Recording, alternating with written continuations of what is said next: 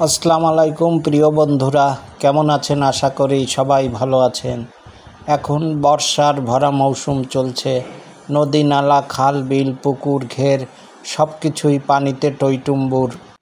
এই সময় মা মাছ তার ডিম ছেড়ে দেয় এবং বাচ্চা উৎপাদন করে।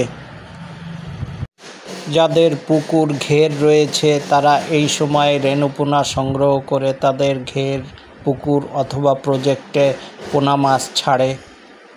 হ্যাচারি মালিকরা এই সময় মা মাছ থেকে ডিম সংগ্রহ করে বাচ্চা উৎপাদন করে। পুকুর মালিক, ঘের মালিক যারা রয়েছে তারা এই সময় এই হ্যাচারির পোনা, বিভিন্ন রকমের পোনা সংগ্রহ করে তাদের প্রজেক্ট, ঘের অথবা পুকুরে ফেলে এবং তা খাবার দাবার দিয়ে আস্তে আস্তে বড় করে। আজ আমি এমনই একটি জায়গায় উপস্থিত হয়েছি। এখানে বিভিন্ন রকমের পুকুর রয়েছে এবং এসব পুকুরে বিভিন্ন রকমের মাছ রয়েছে। এসব মাছ থেকেই ডিম সংগ্রহ করে হ্যাচারি মালিকরা বাচ্চা উৎপাদন করে এবং দেশের বিভিন্ন প্রান্তে এসব রেণুপোনা তারা বিক্রি করে। আমি এমন এক সময় উপস্থিত হয়েছি, এই পুকুরটি থেকে ট্যাংরা মাছ সংগ্রহ করা হচ্ছে এবং মা ট্যাংরা এবং পুরুষ ট্যাংরা উভয়ই এই পুকুর থেকে সংগ্রহ করা হচ্ছে। পুরুষ ট্যাংরা এবং নারী ট্যাংরা মাছ চেনার যে উপায় আমি এনাদের কাছ থেকে শুনে জিজ্ঞেস করে জানতে পারলাম।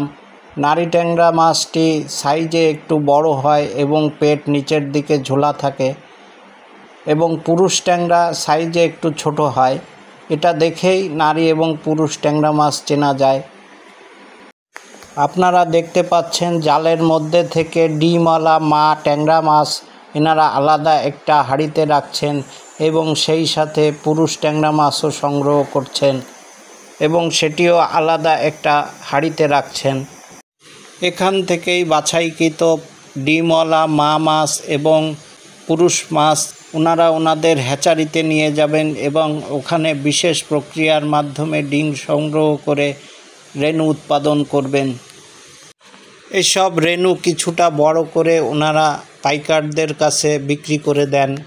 পাইকাররা এনাদের কাছ থেকে এসব বিভিন্ন রকমের মাছ, রেণুপোনা সংগ্রহ করে দেশের বিভিন্ন প্রান্তে সরবরাহ করে থাকে এবং ঘের মালিকরা এসব পোনা উৎপাদন করে লালন পালন করেন এবং বড় করেন। এসব পুকুরে বিভিন্ন রকমের মা মাছ রয়েছে, যেমন রুই, কাতলা, মৃগেল, কালীবাউস, পাঙ্গাস, সেই সাথে সিলভার কাপ, অন্যান্য বিদেশি রঙিন মাছও রয়েছে। সকল রঙিন মাছ থেকেও ডিম সংগ্রহ করে বাচ্চা উৎপাদন করা হয়।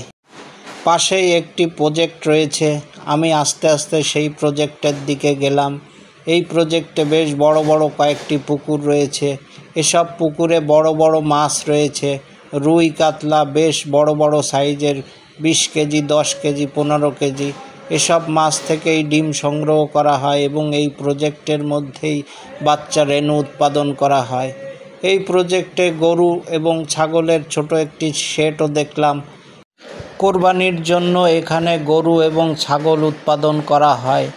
যেহেতু এখন কুরবানি শেষ হয়ে গেছে, যার কারণে পশুর সংখ্যাও অনেক কম, অল্প পরিমাণ কিছু গরু এবং ছাগল রয়েছে। আমাদের দেশে মাছের রেণুপোনা সংগ্রহ এবং উৎপাদনের জন্য যশোর জেলা বিখ্যাত। সারা দেশে রেণুর যে চাহিদা রয়েছে তার বিরাট একটা অংশ এই যশোর জেলা থেকেই সরবরাহ হয়ে থাকে এবং দেশের চাহিদা পূরণ করে। আজ এ পর্যন্তই বন্ধুরা, আশা করি ভিডিওটি ভালো লেগেছে।